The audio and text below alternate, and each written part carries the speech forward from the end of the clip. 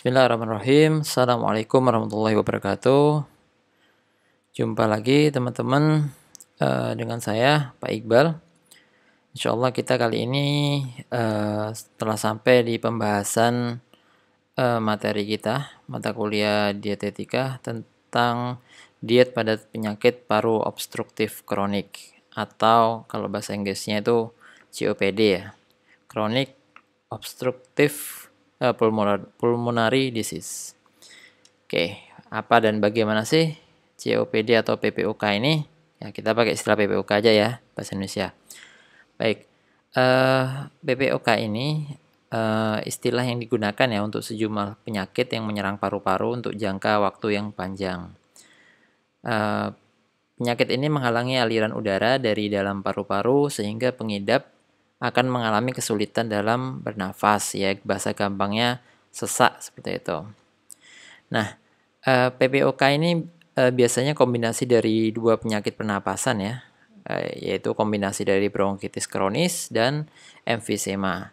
Nah, apa itu bronkitis? Nah, bronkitis itu kalau ada itis-itisnya itu berarti ada apa namanya? Ada infeksi ya, gitu atau peradangan gitu. Nah, bronkitis itu infeksi pada saluran udara yang menuju paru-paru yang menyebabkan pembengkakan dinding bronkus dan produksi cairan di saluran udara yang berlebih. Nah, seperti itu. Nah, sedangkan emfisema itu rusaknya kantung-kantung udara pada paru-paru yang terjadi secara bertahap. Jadi sedikit demi sedikit itu kantung udara dalam paru-paru itu rusak ya, kayak gitu. Jadi ini kombinasi antara keduanya menyebabkan PPOK gitu. Ini saya ambil referensi dari Kemenkes ya.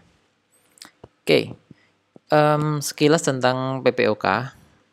Nah, penyakit ini itu banyak diderita oleh lansia ya. Kurang lebih 15% itu diderita oleh lansia, meskipun juga ada kelompok umur yang lain juga bisa mengalami hal ini seperti itu. Kemudian penyakit ini bersifat menahun ya, karena memang namanya juga kronik, jadi ini berlangsung selama bertahun-tahun dan dalam jangka waktu yang lama. Jadi tidak singkat terjadinya. Dan biasanya kalau orang Jawa istilahnya itu sering menyebut batuk kuburan ya, gitu.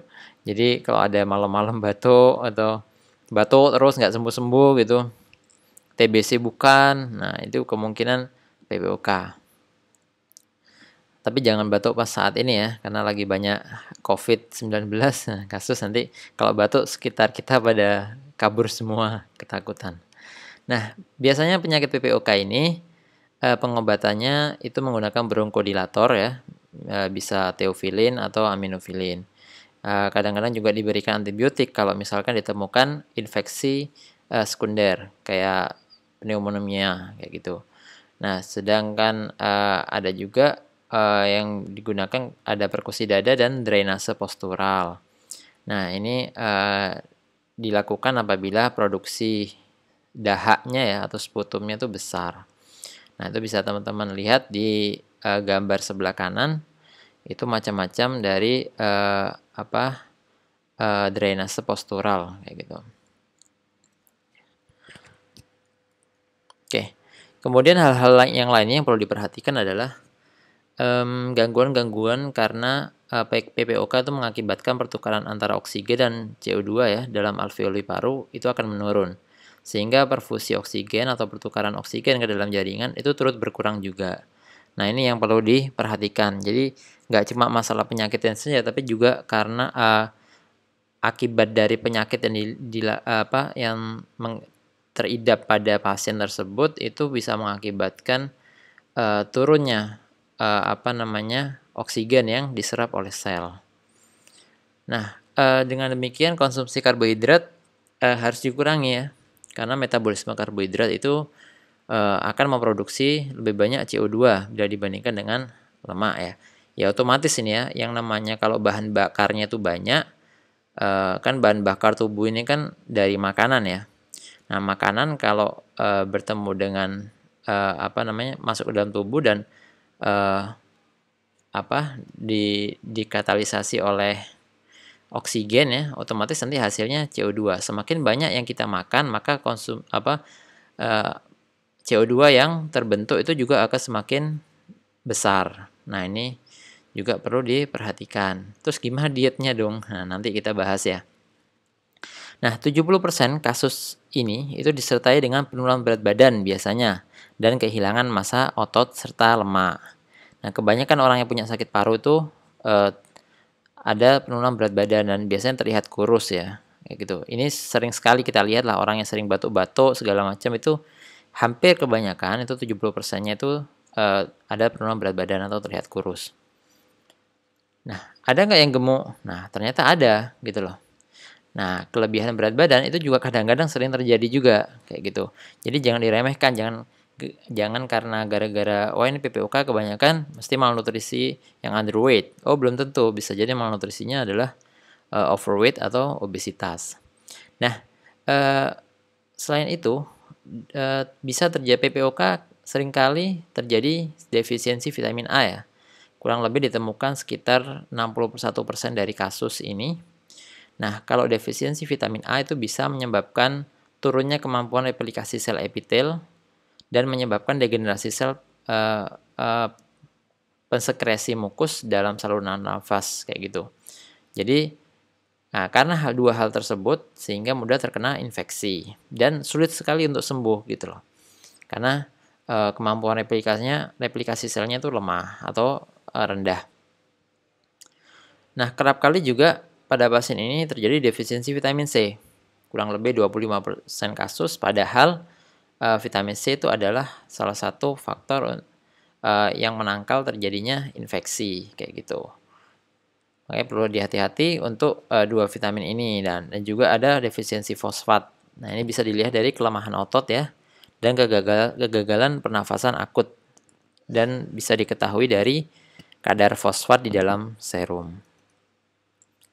Nah, hal-hal lain yang perlu diperhatikan dari kasus ini adalah kenaikan kuosien pernafasan KP ya, bahasa Indonesianya itu atau ke bahasa Inggrisnya RQ. Nah, dan sesak nafas itu maka perhatikan bentuk makanannya gitu. Nah, kemudian kelebihan cairan karena pemberian lebih dari 35 sampai 50 ml per cairan per kilogram per hari pada orang dewasa termasuk cairan, obat dan seterusnya itu ditandai dengan natrium serum yang menurun. Nah, pada kasus ini juga adanya hipermetabolisme ya, itu ditandai dengan peningkatan REE. Kemudian biasa diikuti dengan anoreksia gitu pada kasus ini. Jadi nanti diperhatikan pemberiannya ya, makanannya supaya tidak menyebabkan anoreksia. Nah, apa sih tujuan diet dari pasien PPOK ini? Yang pertama adalah memperbaiki malnutrisi bila ada gitu. Dan biasanya ada. Kenapa? Ini berlangsung dalam jangka waktu yang panjang, yang lama tahunan. Dan biasanya kalau sudah tahunan yang namanya berat badan ini kan nggak kayak tinggi badan. Berat badannya sangat sensitif perubahannya. Nah, bisa jadi dia berpengaruh. Jadi saya jamin berpengaruh lah untuk status gizinya. Nah, memperbaiki malnutrisi karena sedikitnya oksigen yang dapat dipakai untuk pembentukan ATP, pasien sedikit aktivitas dan sedikitnya aliran darah ke saluran cerna dan otot. Kemudian memperbaiki anoreksianya tadi sebagai akibat dari lambatnya peristaltik dan pencernaan karena oksigen yang tidak adekuat ya. Ya jelas oksigen yang karena ada masalah di dalam paru-parunya untuk memasukkan oksigen ke dalam sel atau ke dalam jaringan sehingga jaringan tersebut tidak maksimal dalam bekerja sehingga bisa menyebabkan lambatnya peristaltik dan pencernaan sehingga menyebabkan anoreksia. Nah, kemudian selanjutnya adalah mencegah asidosis respirasi ya dengan mengurangi kelebihan produksi CO2.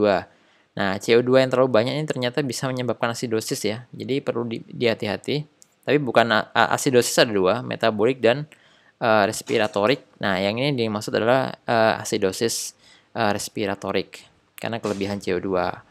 Nah, mempertahankan quotient paru tadi RQ ya, respiration quotient kurang dari 1. Gimana caranya? Nanti kita bahas. Kemudian tujuan dietnya itu mencegah atau memperbaiki dehidrasi Kemudian selanjutnya menghindari konstipasi dan menghindari kembung atau sebah karena porsi yang terlalu besar dan mengandung gas. Kemudian meringankan kesulitan mengunyah atau menelan sebagai akibat dari sesak nafas ya atau nafas pendek. Kemudian memperhatikan asupan gizi dalam jumlah yang memadai, baik makro maupun mikronutrien. Mencegah atrofi otot gitu ya. Nah, kemudian kita masuk ke dalam prinsip dietnya. Nah, diet yang direkomendasikan adalah tinggi kalori dan tinggi protein atau TKTP serta rendah karbohidrat gitu. Nah, kemudian kedua sesuaikan bentuk makanan dengan kondisi pasien gitu. Eh, apa namanya?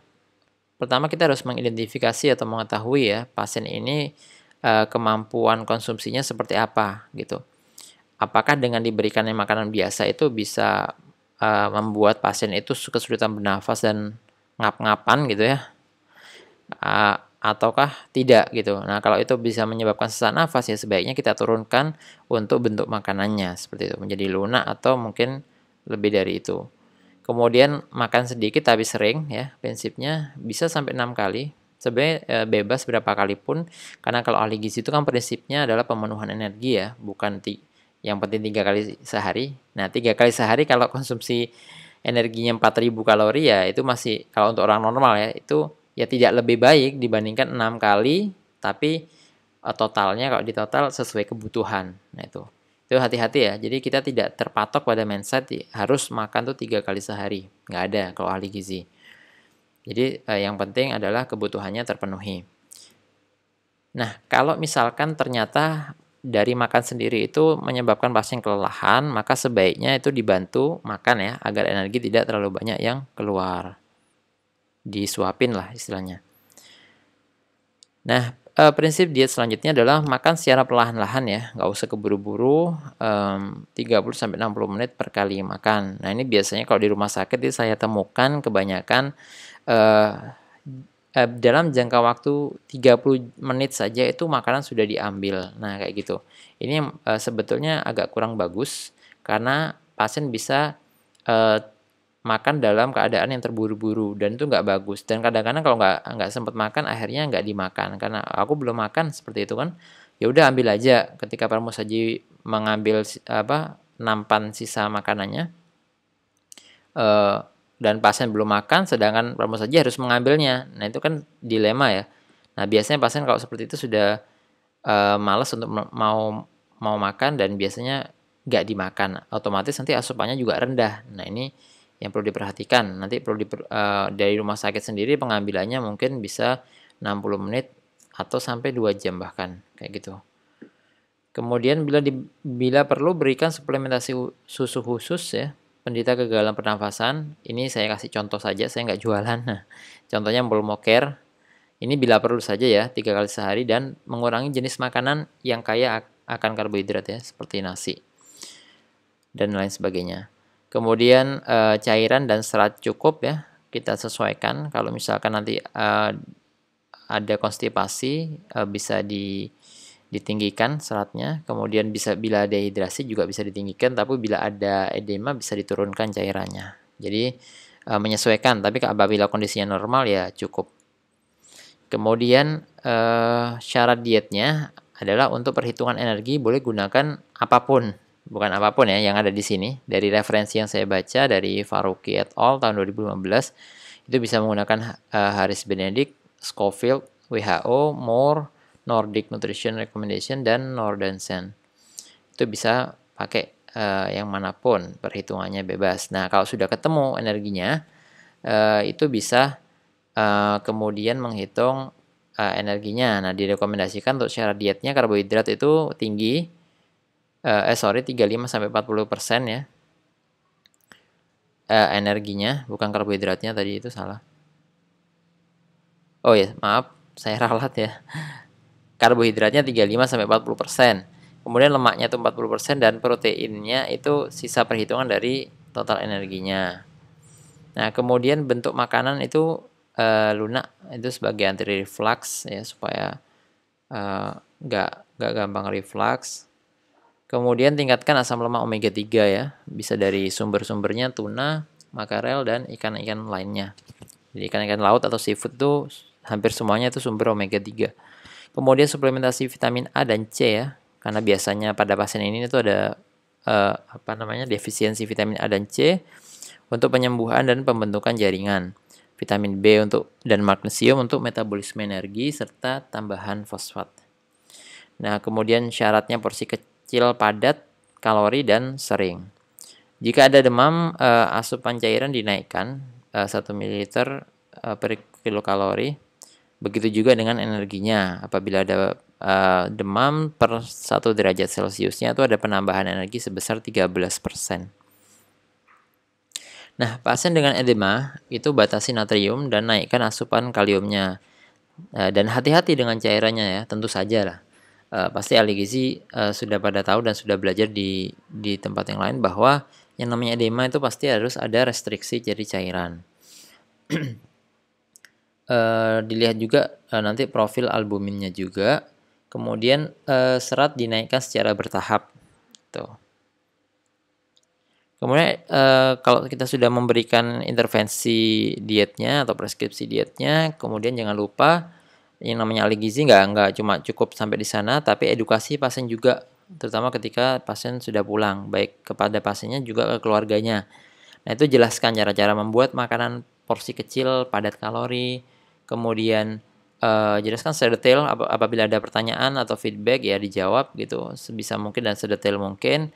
Jelaskan bahwa makanan yang terlalu panas dan dingin dapat menyebabkan batuk. Nah, kemudian pentingnya istirahat ya sebelum dan setelah makan, serta makan secara perlahan-lahan. Dan jadwalkan pengobatan 1 jam sebelum atau setelah makan untuk menghindari mual. Gitu. Biasanya setelah makan ya. Nah, kemudian pertahankan berat badan ideal. Kalau berat badan kurang itu akan meningkatkan morbiditasnya atau angka kesakitannya karena kelemahan dan kerentanan terhadap infeksi. Nah, sedangkan berat badan berlebih itu meningkatkan kerja pernafasan dan karena orang-orang gemuk itu biasanya kan dia terlalu berat untuk bernafas ya. Nah, itu makanya harus dipertahankan berat badan idealnya. Oke, itu saja dari saya. Mudah-mudahan bermanfaat. Dan mohon maaf kalau ada salahnya. Assalamualaikum warahmatullahi wabarakatuh.